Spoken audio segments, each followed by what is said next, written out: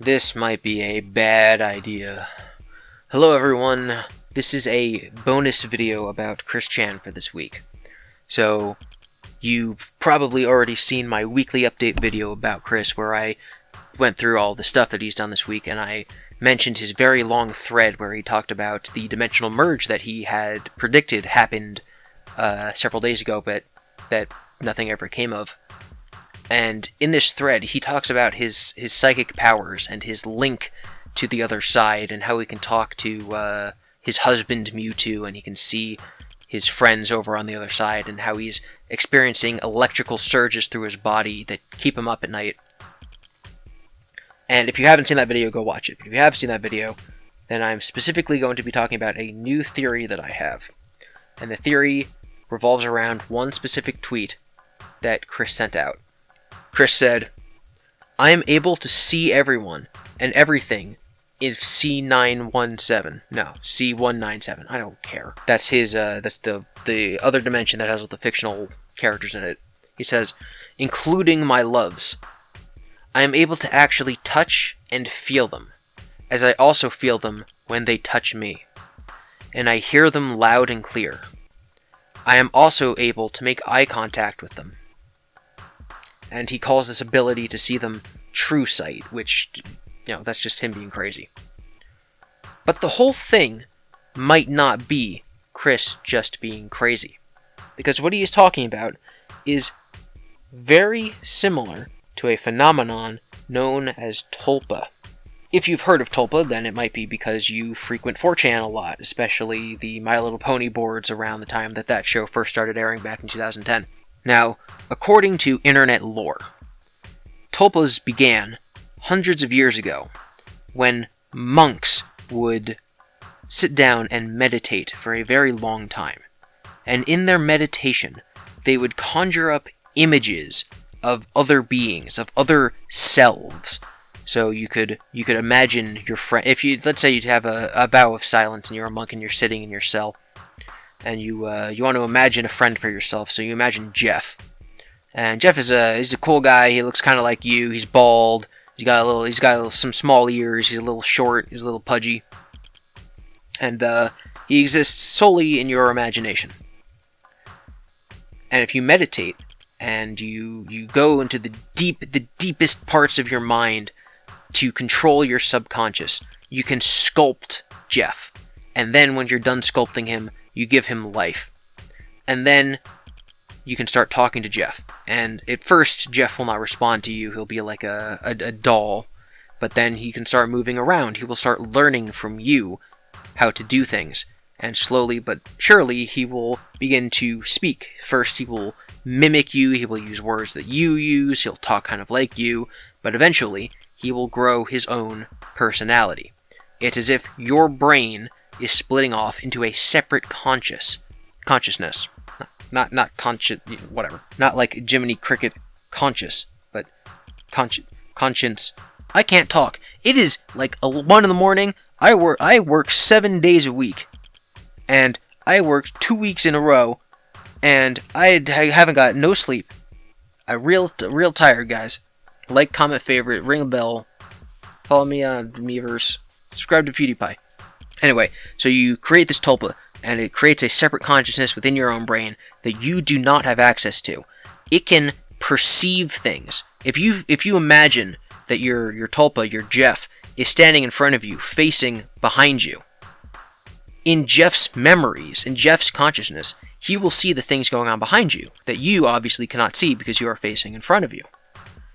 And so you do not have access to Jeff's memories. However, if you master the Tulpa, then you can ask Jeff what he is seeing, and Jeff can tell you.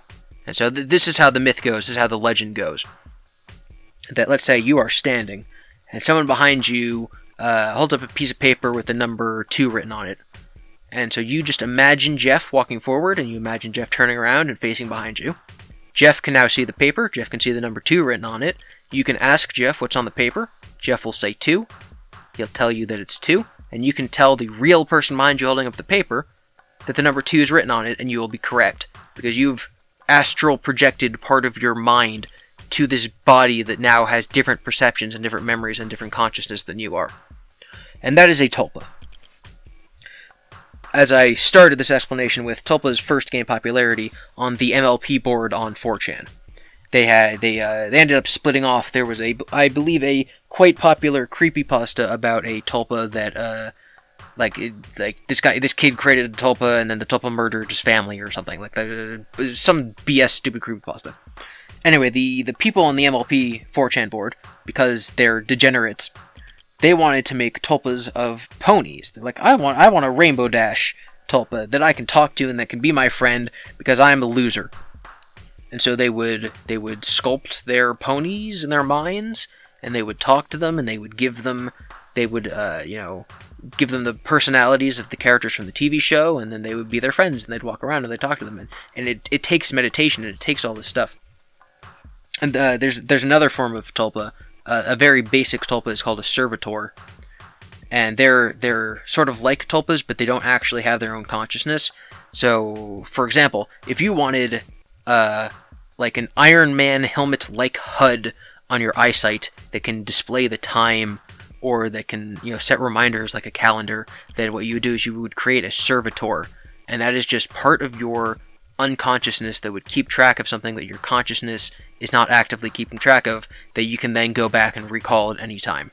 And so it's a very less basic Tulpa. A Tulpa begins life as a Servitor and eventually becomes a Tulpa when it gains its own consciousness and its own sentience and sapience, whatever. And I'm not saying that all this is real. I'm just telling you what the myths that are spread on the internet about this phenomenon say. And I'm also recalling this from like 8 years ago when I started reading all about this. Me and my friend got like really deep into this. I've been into absurd, crazy things for a very long time, and that's why I'm so interested in Chris Chan. And it's only now that I have a platform to talk about it. So I'm recalling all this memory from almost a decade ago.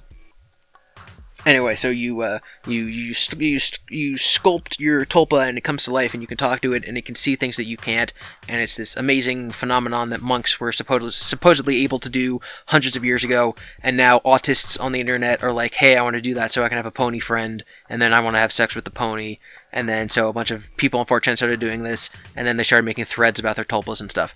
And because it's 4chan, you have no idea which stories are totally made up, which ones are exaggerations or lies, and which ones could possibly be true. Now, I can tell you, from my own personal experience, this is 100% true. I got to the point, I'm going to preface this by saying, when I made a Tulpa, it was not a pony, okay? I am not interested in ponies. I was doing it purely for the scientific research of, is this actually possible? And because I'm a very religious and spiritual person, I wanted to see what the limits of the human brain were. So me and my friend we're like, oh, we're going to make Tulpas, we're going to make Servitors, we're going to see what happens, we're going to check in with each other every day to see what's going on. So I was making a Servitor, or a Tulpa, whatever. It's basically, I'm like, I want a C-3PO. I want someone who's like a protocol droid. But I wanted to look and talk like a person. I totally forgot what I named him. It was probably something like Jason. It's like, oh, Jason, my protocol droid. Anyway, so I was, I sculpted him, and I imagined him places, and you gotta consciously focus energy on him, and, nonsense like that. But it got to the point where I could touch him. And by touch him, I mean that if I imagined him sitting down next to me, and I moved my hand over to where he would be, and I touched his arm, my skin on my hand would send a signal to my brain that I was touching something. It literally felt like I was touching something. But if I applied pressure and sort of moved my hand forward, then I would pass phase through him, and then I wouldn't be feeling anything. So it's not like he was a solid object that was applying pressure back on my hand. It's just that my hand felt a texture there where he would be. This is I 100% swear, not making this up. That is totally a legit thing that happened.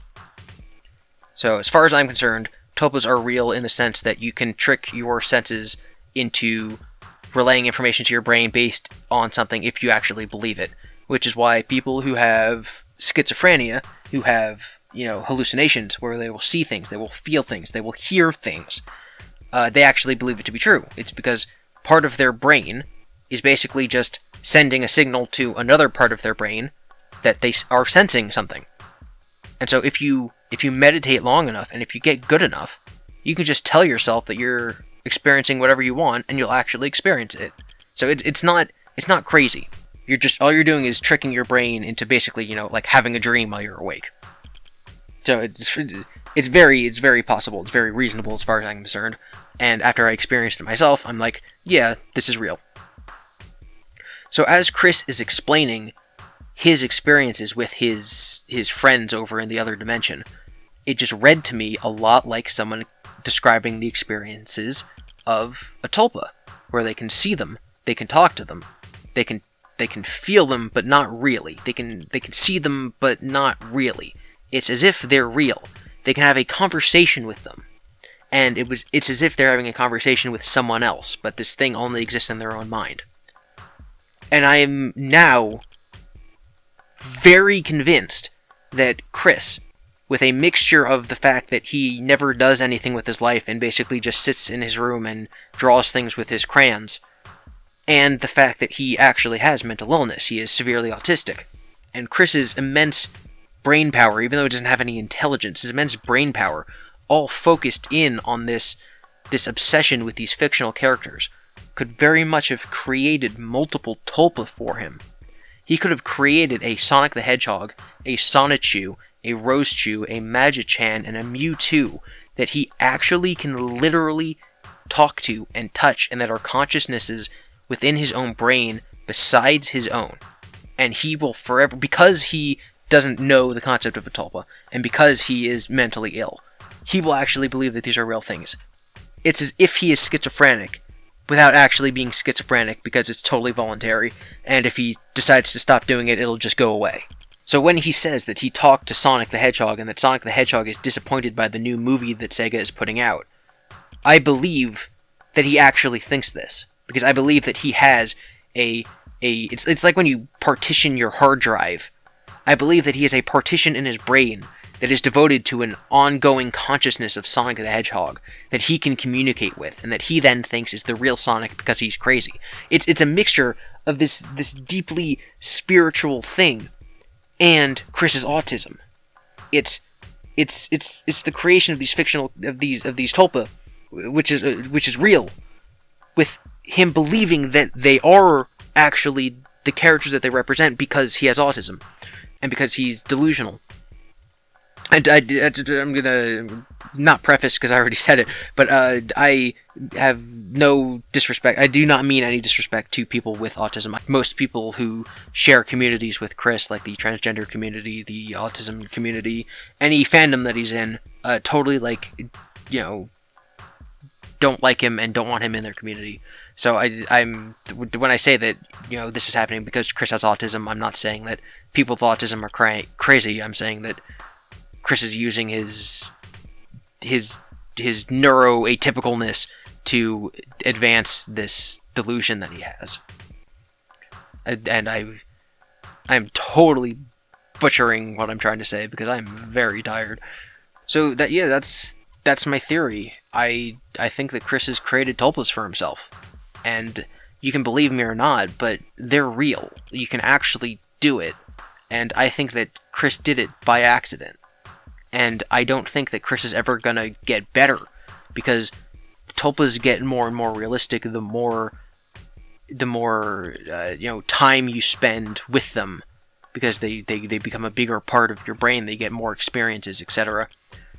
And because Chris is already delusional, and because he never leaves his house or does anything, they're just gonna get more and more, more and more real to him. And he as mad, as delusional, as crazy as he already is, if he thinks that they're real, and he wants to go to their world and actually touch them, because even though you can feel them, you can't really touch them. That might drive him completely insane. Wanting something, especially because he thinks that they're like his spouses, wanting something and having it right there and not being able to touch it is going to drive him insane. I'm thinking of like the 7th Harry Potter book, the resurrection stones, like it brings people back to life, but they're kind of like a ghost, so like you can see them and talk to them, but not really. Why am I talking about Harry Potter? What am I doing? I'm gonna end this video before I say something stupid. I probably already said something stupid. So yeah, I think Chris has made tulpas, and that's what a tulpa is. And if you want to look into it more, then I highly recommend it, and maybe I'll make an absurds video about the MLP community and tulpas one day. But that's all I gotta say about Chris, and I'll have my weekly update video next weekend. And I'm very grateful that there is an audience for me to talk to about Chris Chan, because when I make any video on this channel, what I'm actually doing is I'm making historical records for myself. I make videos because 5 years from now, I want to be able to look back and see what Chris did the week of, December 23rd, 2018. So I'm making the video for myself. The fact that you people like it and that there's an audience for it is fantastic, and I love you for it. And I really want the channel to continue to grow, and I will totally take any feedback that you give me, but I will also just continue to do what I want to do. And I'm grateful that there's anyone listening, because I'm just gonna keep talking and keep talking when I should have ended the video already. So I'm gonna end it right now and then go to sleep.